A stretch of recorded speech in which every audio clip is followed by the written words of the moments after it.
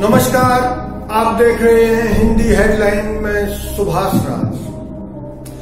भारत ने आज तक जितनी लड़ाइयां लड़ी हैं वे जमीन के विभिन्न इलाकों पर नियंत्रण के लिए ही लड़ी है। जमीन को लेकर भारत का ये विवाद पाकिस्तान और चीन के साथ पिछले 7 दशकों से है और जारी है, और भविष्य की लड़ाई की वजह भी तीनों देशों के बीच यही होगी, क्योंकि तीनों इसे अपने जूते तले की जमीन कहते हैं। यानी जमीन पर वास्तविक कब्जा मालिकाना का पहला और शायद एकमात्र तत्व बना रहेगा, और दुनिया की सेनाओं के लिए भी ये टॉप प्रायोरिटी होगी। किसी भी देश की सेना का सर्वोपरि लक्ष्य देश की भौगोलिक अखंडता और संप्रभुता की रक्षा करना ही होता है।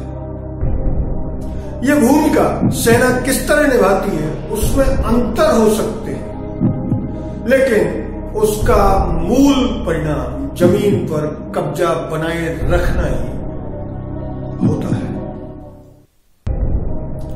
अमेरिकी आर्मी वॉर कॉलेज के जीके कनिंघम ने टी.आर. फेरेनबोक की किताब this kind of the war the classical Korean war history के हवाले से ये कहा है कि जमीन ही वह ठोस स्थान है जहां मनुष्य सभ्य बनता है और अपनी मानवीयता की संपूर्णता की रक्षा भी करता है।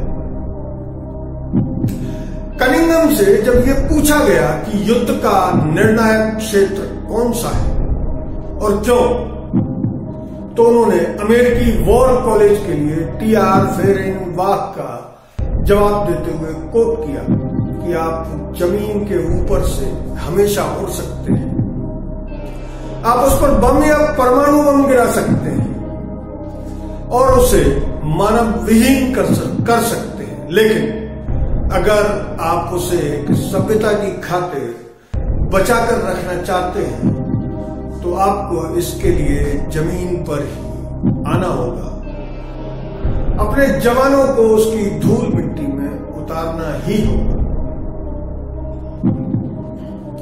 रूस और यूक्रेन के बीच जंग को इस मायने में एक उदाहरण के तौर पर लिया जा सकता है, जहां 2500 किलोमीटर वर्ग किलोमीटर में फैले मोर्चे पर न सिर्फ जो लड़ाई चल रही है, जिसमें 1000 किलोमीटर का मोर्चा सबसे ज्यादा सक्रिय और गर्म है, वहां चल रही लड़ाई इतनी भीषण है कि वे दोनों विश्व युद्धों की याद दिला जाती है। दोनों देशों की सेनाओं के बीच जो बढ़त है वो कुछ 100 मीटर में नापी जा रही है, जिसे जान माल के भारी नुकसान से हासिल किया जाता है। यह इस बात को भी रेखांकित करती है कि तकनीक के मामले में बहुचर्चित विकास, जिसे सैन्य मामलों में क्रांति कहा जाता है, जंग के मौलिक स्वरूप में आज तक कोई अंतर नहीं आ रहा है। अतः इस सारी नई तकनीक का एक ही मकसद है, युद्ध क्षेत्र में सैनिकों के अस्तित्व की सुरक्षा को बढ़ावा देना, और सैनिकों का एकमात्र लक्ष्य अपनी जगह पर अड़िग रहना होता है। जमीन चाहे किसी विदेशी खेत का कोना हो या बंजर जमीन जिस पर घास का तिनका तक नहीं होता। 20वीं सदी के कोरियाई युद्ध से लेकर 21वीं सदी के यूक्रेन युद्ध तक कुछ बदला हो, ऐसा जमीन के मामले में कतई नजर नहीं आता। इसलिए भारत को अपनी थल सेना के आधुनिकीकरण में जल्द बड़ा निवेश शुरू करना पड़ेगा। भारत को अपनी थल सेना पर अन्य दोनों सेनाओं के मुकाबले ज्यादा खर्च करना बहुत जरूरी है। बजट की सीमाओं के कारण प्रतिस्पर्धी चुनौतियां हमेशा मौजूद रहेंगी, लेकिन थल सेना और नौसेना और वायुसेना सबकी अपनी अपनी अनूठी और महत्वपूर्ण भूमिका है, पर थल सेना की मजबूती ही वायुसेना और नौसेना को एक अलग प्रकार की ताकत देती है। इस हकीकत की अनदेखी नहीं की जा सकती कि जीत या हार को इसी पैमाने से नापा जाएगा कि कितनी जमीन जीती गई या कितनी गंवाई गई। हाल ही में 3 साल पहले मई अगस्त 2020 में पूर्वी लद्दाख में चीनी सेनाओं से जो हाथापाई हुई, या दिसंबर 2022 में यांगसे में जो टक्कर हुई, वे इस जरूरत को ही रेखांकित करते हैं कि अपनी जमीन पर अड़िग रहने की ताकत का कितना महत्व है।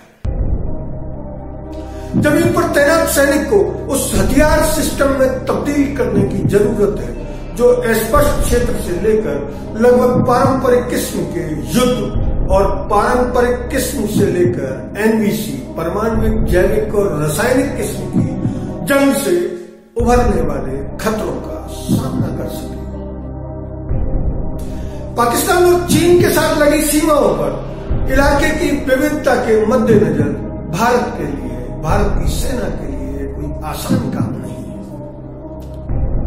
असल में नौसेना और वायुसेना तो किसी एक मंच यानी किसी एक अड्डे से केंद्रित होती है और एक ही माध्यम से कार्रवाई करती है, इसलिए उनका आधुनिकीकरण बेहद आसान है। जरूरी संख्या उनकी तुलनात्मक रूप से कम होती है, लेकिन उसकी यूनिटों की लागत थल सेना की यूनिटों से बहुत ऊंची होती है। इसकी वजह से शुरू में बड़ा निवेश करना पड़ता है और तब जाकर जिम्मेदारियां इकट्ठी होती हैं। 36 राफेल विमानों की लागत लगभग 59,000 करोड़ रुपए आई है, जबकि विमान रहित एक विमानवाही पोत की लागत 23,000 करोड़ रुपए बताई जाती है। विमानों की तैनाती का खर्चा अलग से है। दूसरी ओर थल सेना का आधुनिकीकरण सैनिक केंद्रित होता है और उसे विभिन्न सेनाओं के लिए तमाम तरह के साजो सामान की व्यवस्था करनी होती है। इनमें से हर एक में सबसे कठिन इलाकों और तापमान, रेगिस्तान में 40 डिग्री तापमान से लेकर बर्फीली पहाड़ियों में 0 से 40 डिग्री नीचे के तापमान में काम करने लायक बनाना होता है। जैसा कि सियाचिन और राजस्थान के रेगिस्तानों में भारतीय सेना लगातार पर्यावरण और मौसम से जूझती रहती है। रेगिस्तान और मैदानी इलाकों के लिए मीडियम टैंकों की जरूरत होगी जो 40 डिग्री से अधिक के तापमान में काम कर सके।